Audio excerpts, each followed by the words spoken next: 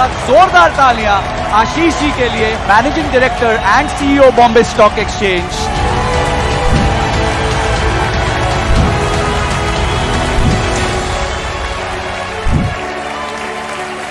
कई बार मैं पूछता हूं लोगों को कि रतन टाटा में, धीरूभाई अंबानी में, नारायण मूर्ति में समान क्या है, क्या चीज सेम है? कोई बोलता है फोकस, कोई बोलता है उद्योग, उद्यम।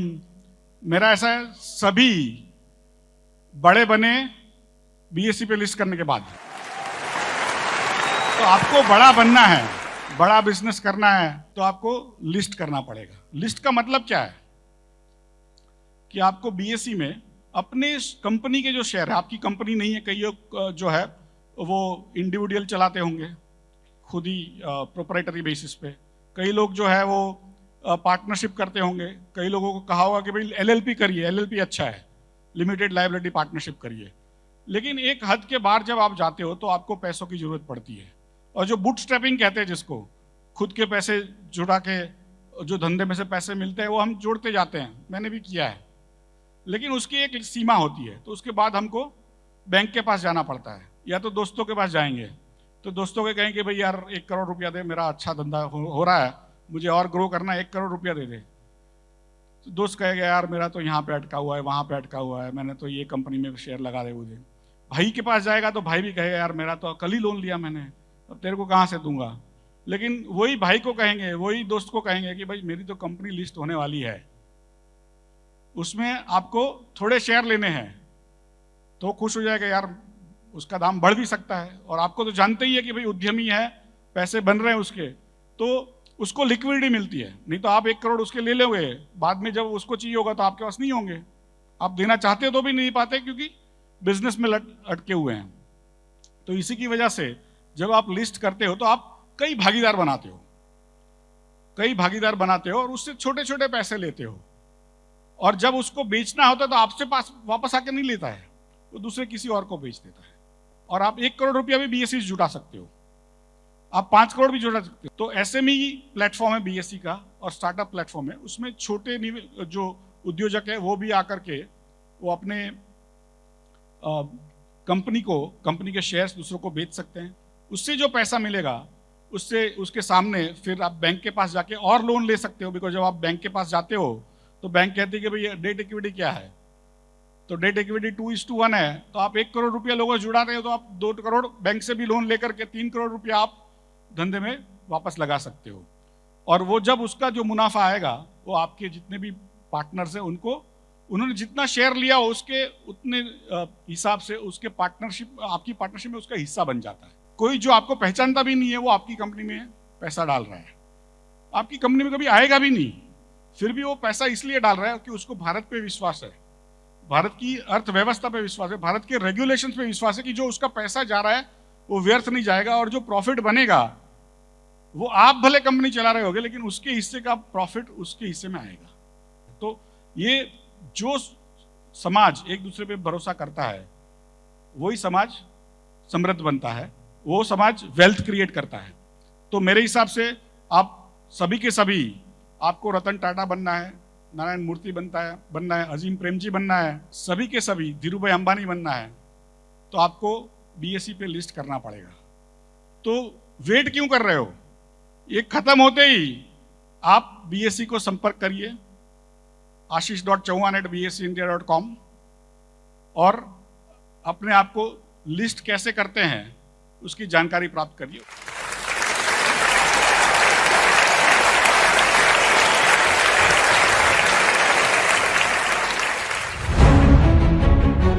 बीएसई पे लिस्ट करने के लिए क्या कोई ईयर्स या टर्नओवर्स का क्राइटेरिया होता है क्या? छोटी कंपनियों को शुरू करने के लिए जो एसएमई में है, आपको 3 साल का कंपनी है तो उसमें मिनिमम 2 साल का प्रॉफिट होना चाहिए।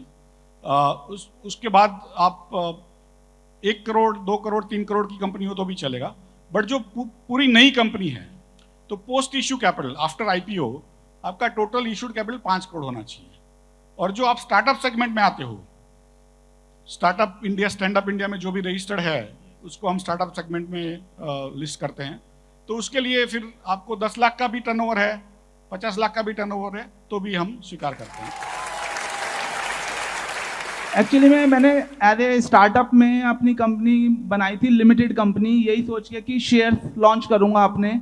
मगर जब मैंने देखा कि स्टार्टअप में लिमिटेड कंपनियों को काउंट ही नहीं किया जाता, तो क्या मैं अपने शेयर एज ए स्टार्टअप में मतलब लिस्टिंग करा सकता हूँ कंपनी की? और उसमें क्या खर्चा आएगा स्टार्टिंग में अगर मैं कंपनी को करता हूँ? मिनिमम क्या खर्चा आ जाता है उसके अंदर? जो एक प्रक्रिया होती है प्रोस्पेक्टस बनाने की, उसको अप्रूव कराने की, लीगल ओपिनियन लेना पड़ता है, बाकी सब चीज़ करनी पड़ती है। उसके लिए जो मर्चेंट बैंकर होता है, इन्वेस्टमेंट बैंकर जिसको कहते हैं, वो एक पैसा चार्ज करता है। तो वही फीस जो आपने कहा करीब 30 से 50 लाख रुपया वो शुरू में चार्ज करते हैं।